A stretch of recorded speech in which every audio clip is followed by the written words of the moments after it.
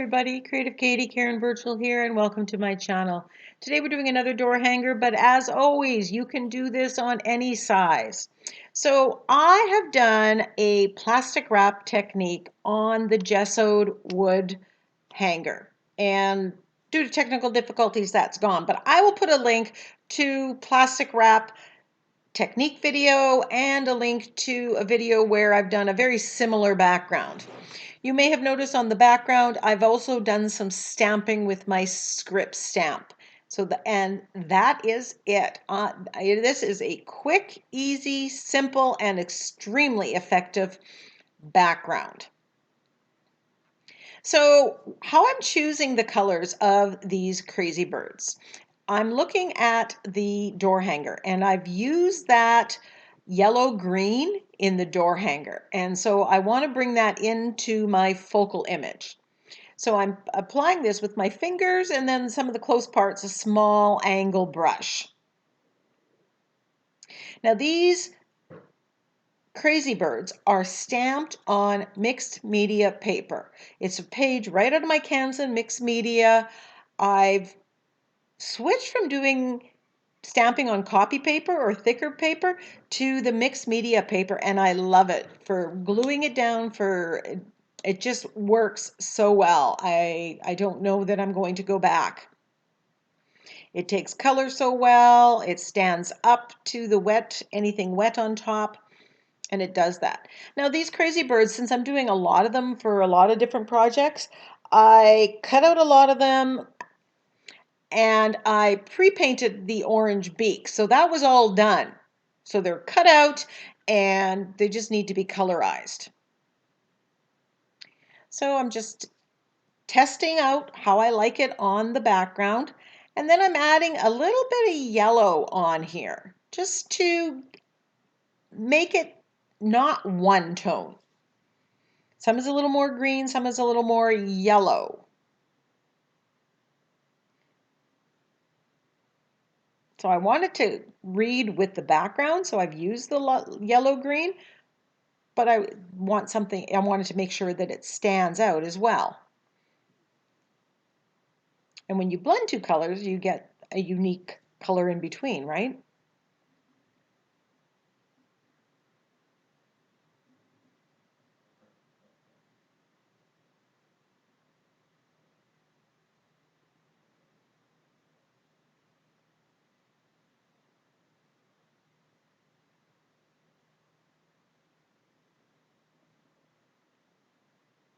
And while I like blending it with my fingers, to get into those tight areas, I'm just using an angle brush.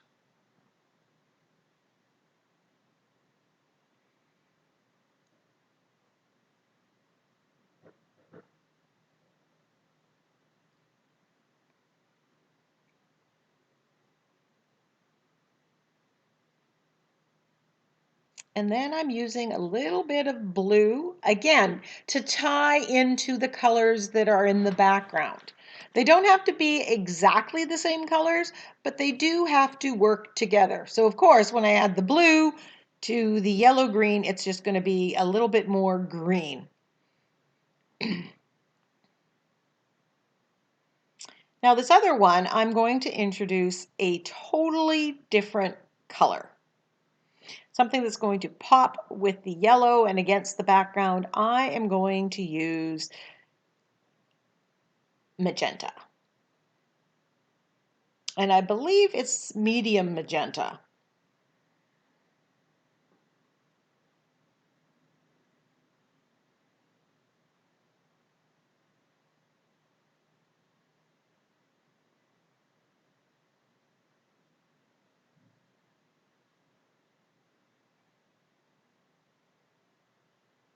And again, using the brush to get into the tighter areas around the eyes, and then I'll blend the rest of it with my fingers.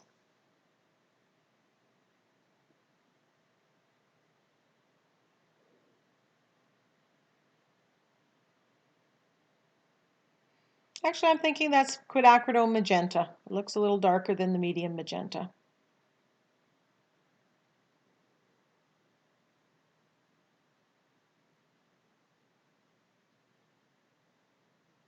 So I'm looking at him. Of course, he's too much one tone, so I need to add another color, do something else in him. And I'm thinking, okay, what do I want to add to him? And I grab some of that yellow that I put on the other one. And again, that is going to read with it. You're introducing and making it similar. And again, I don't want the bird to be one tone. I want to have some different colors.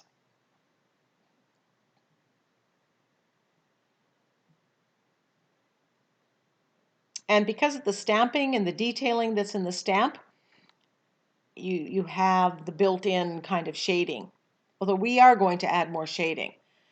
So I have the sentiment, forget two peas in a pod, we're more like nuts in a tree. And I'm just playing around where I want it to go.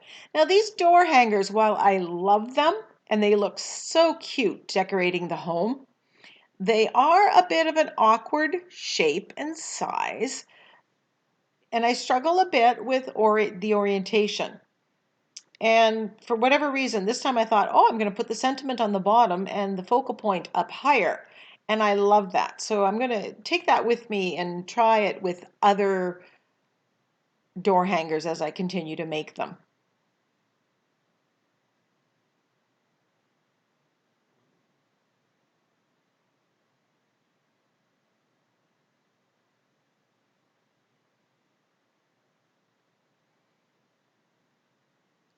So now that I have an idea about what I want,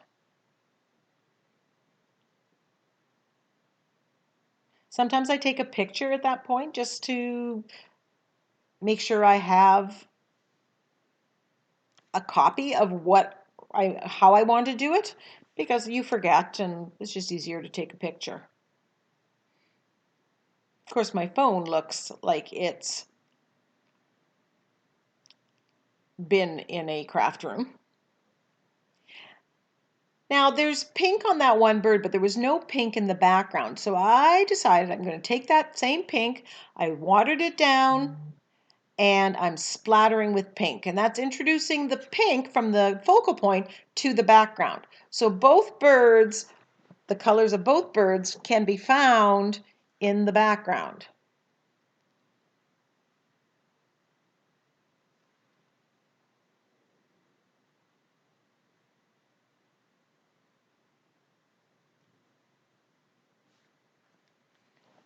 And then, because it's me, I have to splatter with gold paint. And this is just watered down. I have it in a container because I'm doing a lot of gold splatters these days. And I'm just saving time and having it pre-mixed. Now you can take this background with or without the pink and put any focal point on it and will work. This is a very generalized background and I've used it or something very similar numerous times. Gluing this down with my gel medium, and I use matte finish, and it is by far my favorite adhesive.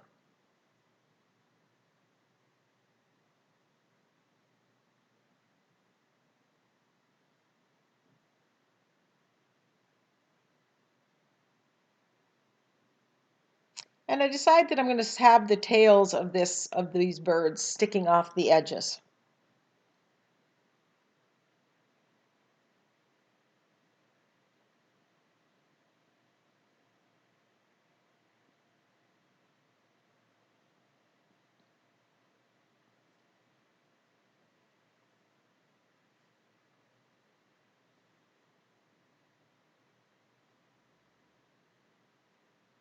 Just doing a little bit of fussiness here, trying to get everything just perfectly lined up.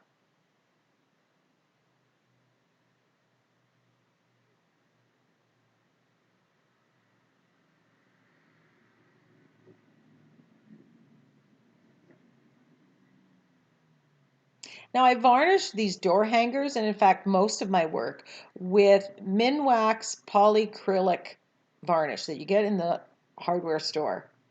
It just makes them pop. I decide I'm going to use some of the lines that are there in the stamp and do some shading. And I start off the bird, I'm using just the blue because I was thinking that the black would be too stark, but I think I come back and add a little bit of the black just because I wanted it a little bit darker. But it's always best to start with the lighter color and then go darker.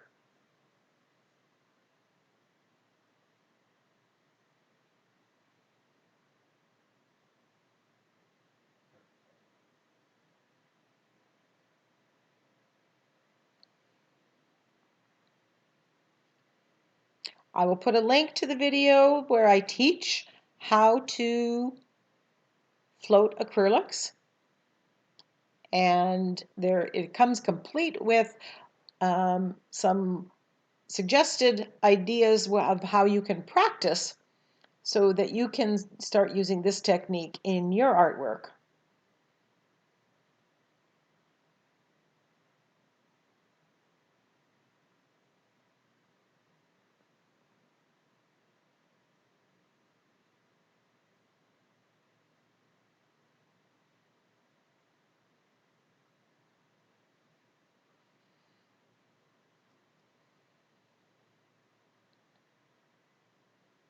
And here I go back and add a little bit more dark, especially after I put the dark with the other one.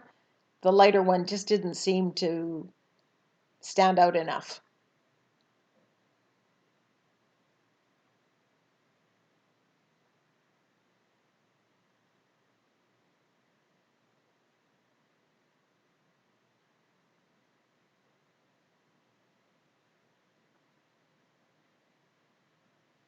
And I'm grabbing my makeup sponge and black paint, and I'm just edging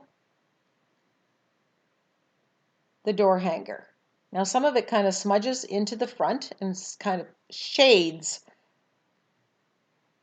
the front. And that black ring around that just frames the door hanger or your canvas or your page, and it works well with the black that's in the sentiment. Remember, you want everything to work together, and typically I try not to have one color only in one place.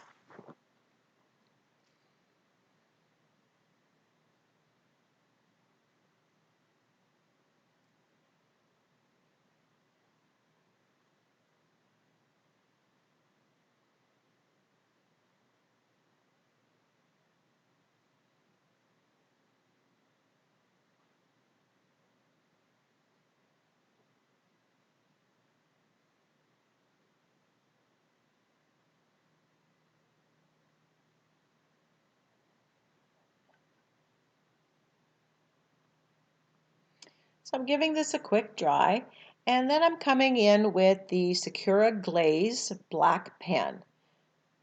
And this is permanent when dry, although you have to give it time to dry because it can smudge. And this stuff is amazing. Makes a nice, bold, dark line that is shiny, and it adds a little bit of texture. It doesn't go perfectly flat like a micron pen. And I've gone on top of acrylic paint and on top of texture paste with this, and it continues to work. It has been completely worry-free.